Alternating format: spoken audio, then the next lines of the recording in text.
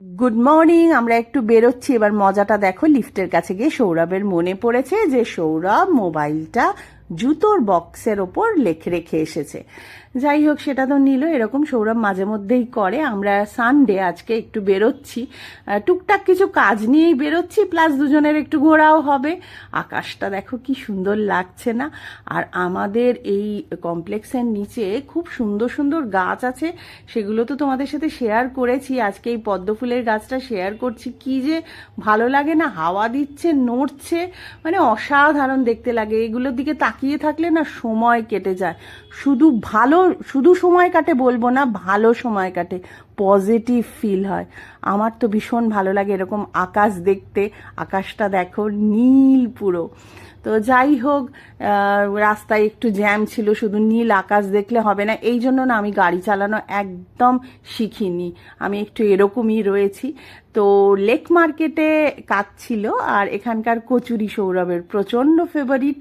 সৌরভ তো জানোই, কচুরি বাবু, কচুরি খেতে যে কি ভালোবাসে কি বলবো। যাই হোক, এই সমস্ত করে আমরা এবার বাড়ি ফিরলাম।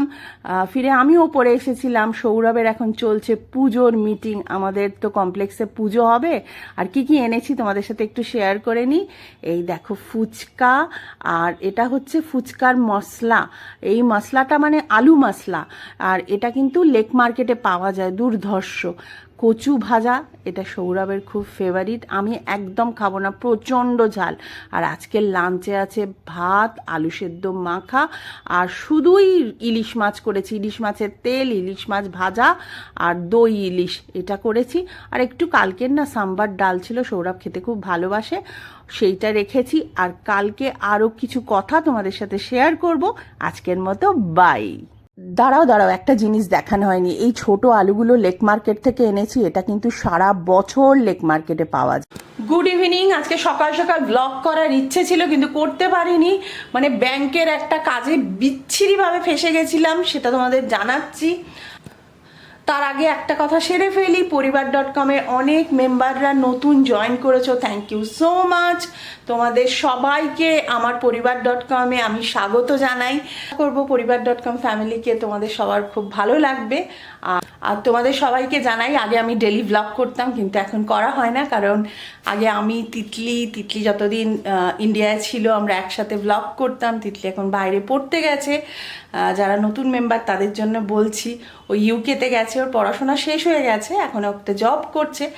তো সেই কারণে ও ভীষণ বিজি হয়ে গেছে। যতদিন পড়ছিল তাও ব্লগ করতে পারতো, এখন একদম করতে পারে না। তাই তিতলির ব্লগ আসে না, আর আমিও তাই রোজ দিতে পারি না। তবে যেটুকু পারবো নিশ্চয়ই তোমাদের সাথে শেয়ার করব। তোমরা নতুন অনেকে এসেছো, তোমরা আমার পুরনো ব্লগ দেখতে পারো। আর ব্লগ করতে ভালোবাসি, ক্যামেরা ধরতে ভালোবাসি, তাই ব্লগ করি। এটা থেকে শুধু রোজগার করব এরকম কোনো ইচ্ছে নেই, কারণ আমি নিজে হ্যান্ডমেড জুয়েলারি তৈরি করি, আমার লোপামুদ্রা ক্রিয়েশন ফেসবুক পেজ রয়েছে। তাছাড়া এখন নতুন শাড়িও করছি। তো সেই জন্য ইউটিউবটা আমার কাছে শুধুই যে পয়সা রোজগারের মাধ্যম তা কিন্তু একদমই নয়। তাই আমি সোজা সাপটা কথা একদম নির্দ্বিধায় বলতে পারি। আর আমার ফ্যামিলি মেম্বাররা ভীষণ পজিটিভ, ভীষণ মানে তারা সাপোর্ট করে আমাকে, আমার এই ধরনের কথাবার্তাকে। তোমরা প্রচুর কমেন্ট করেছো, থ্যাংক ইউ সো মাচ। তোমরা সবাই আমাকে সাপোর্ট করেছো। একজন দুজন তো একটু উল্টোপাল্টা কথা বলেই, সেটা তো থেকেই যায়। আর আমি বলবো, যাদের মনে হয়েছে যে আমি খুব বোরিং কথা বলি, ভালো লাগে না, তারা প্লিজ আমার কথা সময় দিয়ে শোনো না, কারণ সময় ভীষণ দামি জিনিস, যেটা চলে গেলে আর ফিরে আসে না। আর তো আমি মনে করি আমার কথা যদি তোমাদের ভালো না লাগে, তাহলে সময় দিয়ে শুনবে কেন, বা লিখবেই বা কেন? লেখারও দরকার নেই, শোনারও দরকার নেই, আমার কমেন্ট বক্সকে নেগেটিভ করারও দরকার নেই। বেশিরভাগ মানুষই আমার পরিবার.com-এর ভীষণ ভালো। এবার আসি ব্যাংকের কথায়। কি বলবো তোমাদের, নিমালিপুরের ইউনিয়ন ব্যাংক মানে কি যে আমাদের ঝোলাচ্ছে ভাবতে পারবে না। মানে আজকে গিয়ে প্রচণ্ড ঝামেলা করেছে, ব্যাংকের সাথে প্রচণ্ড ঝামেলা হয়েছে। ঝামেলা মানে আমি একতরফা বলেছি, কারণ ওরা যে কথাগুলো বলছে তার কোনো যুক্তি নেই। আর তোমাদের সাথে একটা কথা বলি, এই যত ব্যাংক রয়েছে সেগুলো তো পাবলিক সার্ভিস, মানে আমাদের সার্ভিস দেওয়ার জন্য তারা বসে রয়েছে। তারা যদি আমাদের ভুলভাল ইনফরমেশন দেয়, ভুলভাল কাজ করে, তাহলে কিন্তু রিজার্ভ ব্যাঙ্ক থেকে একটা পোর্টাল রয়েছে, সেখানে আমরা কমপ্লেন করতে পারি। ইভিন আমি আগেও একবার করেছিলাম, তো তার ফল আমি পেয়েছি।